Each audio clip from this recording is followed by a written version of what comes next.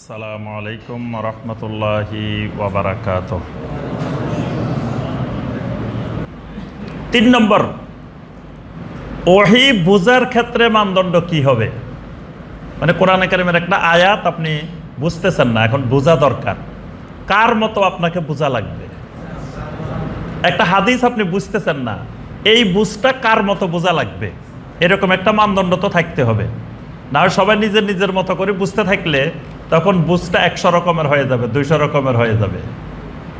এই ক্ষেত্রে আকীদার মৌলিক একটা পার্থক্য, যে কোরআন এবং সুন্নাহ বোঝার ক্ষেত্রেও ওই নবী সাল্লাল্লাহু আলাইহি ওয়াসাল্লাম এবং সাহাবায়ে কেরাম যেভাবে বুঝছেন কোরআন সুন্নাহকে সেভাবে বুঝতে হবে। এর বাহিরে যখনই বুঝতে যাবেন তখনই দেখবেন যে নতুন নতুন আকীদা, নতুন নতুন বিষয় আপনার তৈরি হবে, যেগুলোর সাথে আপনার খাপ খাবে না, মিলাইতে পারবেন না। যেমন আল্লাহ পাক সূরা আল মুজাম্মিলের মধ্যে বলছেন, ওয়াজকুর ইসমা রাব্বিকা, তুমি তোমার রবের নামের জিকির করো। তো রবের নাম কি? আল্লাহ। তাহলে তো আল্লাহ পাক এখানে সরাসরি বলছেন যে তোমরা আল্লাহ আল্লাহ আল্লাহ জিকির করো, বলছে না? আয়াত তো স্বাভাবিকভাবে এটাই বোঝায়। এখন আয়াত যদি কেউ নিজে নিজে বুঝে তখন সে এটাই বুঝবে যে আল্লাহ বলতেছেন ওয়াজকুর ইসমা রাব্বিকা, তোমার রবের নামে জিকির করো। তো আমার রবের নাম আল্লাহ, এজন্য আমি আল্লাহ আল্লাহ আল্লাহ জিকির করতেছি। কিন্তু যখন যে ব্যক্তি বলবেন না, এই আয়াত আমি বুঝার আগে দেখি আমার রাসূল কেমনে বুঝছেন, আমার রাসূলের সাহাবীরা কেমনে বুঝছেন, এখন এটা যখন দেখতে যাবেন তখন দেখবেন যে নবী সাল্লাল্লাহু আলাইহি ওয়াসাল্লাম জীবনে একবারও এরকম কখনো বসে বসে আল্লাহ আল্লাহ করেন নাই। সাহাবায়ে কেরাম, একজন সাহাবীও কোনোদিন বসে বসে আল্লাহ আল্লাহ করেন নাই। এবার আপনি চিন্তা করতে হবে, কেন করলেন না,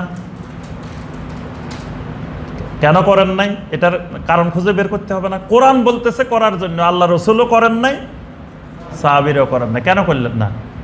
এখন আপনি দুইটার যে কোনো একটা উত্তর আসবে। একটা উত্তর হলো যে এই আয়াতে যা আল্লাহ বলছেন এটা নবী সাল্লাল্লাহু আলাইহি ওয়াসাল্লাম সাহাবীরা বুঝতে পারেন নাই। নাউযুবিল্লাহ। বুঝলে তো আমল করতেন, তাহলে বুঝেন নাই আর আমি বুঝে গেছি, কি বলেন? অথবা নবী সাল্লাল্লাহু আলাইহি ওয়াসাল্লাম সাহাবায়ে কেরাম আয়াতটা বুঝছেন কিন্তু আমল করার হয়তো সময় পান নাই, সুযোগ পান নাই। কি এটা ঠিক আছে? নাউযুবিল্লাহ। দুইটাই ঈমান হারানোর মাধ্যম। তাহলে বোঝা গেল আয়াতটা নবী সাল্লাল্লাহু আলাইহি ওয়াসাল্লাম সাহাবায়ে কেরাম এই অর্থে বুঝেন নাই। ওয়াজকুর ইসমা রাব্বিকা মানে সালাত কায়েম করতে বলছেন আল্লাহ পাক, বেশি বেশি সালাত কায়েম করতে বলছেন। জিকির মানে এখানে সালাত।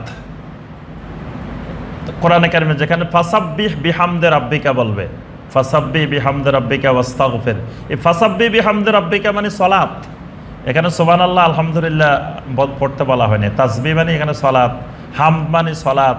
কোরআনে কারিমে সালাতকে আল্লাহ পাক বিভিন্ন ভাষায় বলছেন। জিকির মানে সালাত, কারণ সালাতের মধ্যে সব জিকিরের সমাহার।